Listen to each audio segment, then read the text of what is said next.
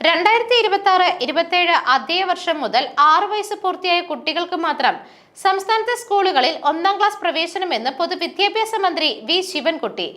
ഏതാണ്ട് 50% കുട്ടികൾ നിലവിൽ 6 വയസ്സിന് ശേഷമാണ് സ്കൂളുകളിൽ എത്തുന്നത്. ഇത് പ്രോത്സാഹിപ്പിക്കപ്പെടണമെന്നും മന്ത്രി ചൂണ്ടിക്കാട്ടി.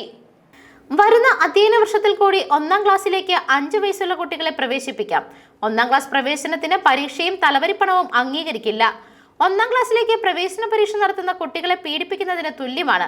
നിയമം കാറ്റിൽ പറത്തി ചില വിദ്യാലയങ്ങൾ ഇത് തുടരുന്നതായി ശ്രദ്ധയിൽപ്പെട്ടിട്ടുണ്ട്.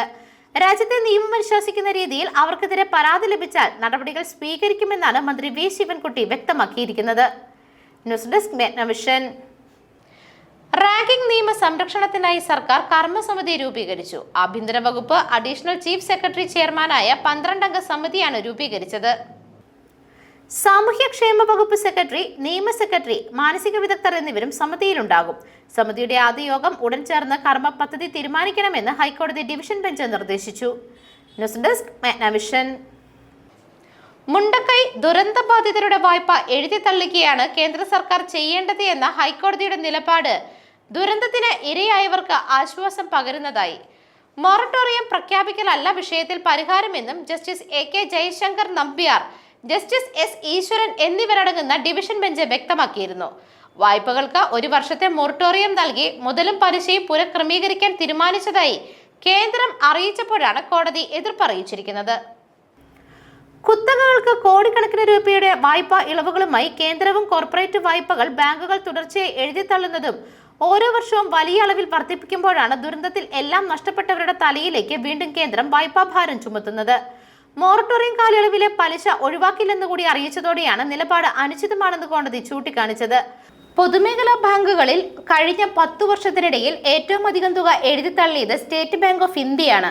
2023 3 ലക്ഷം കോടി രൂപയായി മാറി. സ്വകാര്യ ബാങ്കുകൾ എഴുതിത്തള്ളുന്ന തുക 2013 അപേക്ഷിച്ച് 2023 ആയപ്പോൾ 20 ഇരട്ടി വർദ്ധിച്ചു. 2013 4115 കോടിയായിരുന്നത് 2023 84,000 കോടി രൂപയായി ഉയർന്നു. എഴുതിത്തള്ളിയതിൽ നിന്നും തിരിച്ചുപിടിച്ച തുക 8% നിന്ന് 19% വർദ്ധിച്ചുവെങ്കിലും എഴുതിത്തള്ളിയ തുക വിവിധ മാർഗങ്ങളിലൂടെ തിരിച്ചുപിടിച്ചത് 2017-18 നിന്നും 21-22 വരെയും ഉള്ള കാലയളവിൽ 14% മാത്രമാണ്. വായ്പകൾ തിരിച്ചടയ്ക്കേണ്ട സ്ഥിതി ജനങ്ങൾക്കുണ്ടായാൽ അത് തീർത്താൽ തീരാത്ത കടബാധ്യത തന്നെയാകും ദുരിതബാധിതർക്ക് നൽകുക. News desk Megnavision. സംസ്ഥാനത്ത് ഇടുക്കി ജില്ലയിൽ ഉയർന്ന തോതിൽ അൾട്രാവയലറ്റ് വികിരണം രേഖപ്പെടുത്തിയതായി ദുരന്ത നിവാരണ അതോറിറ്റി.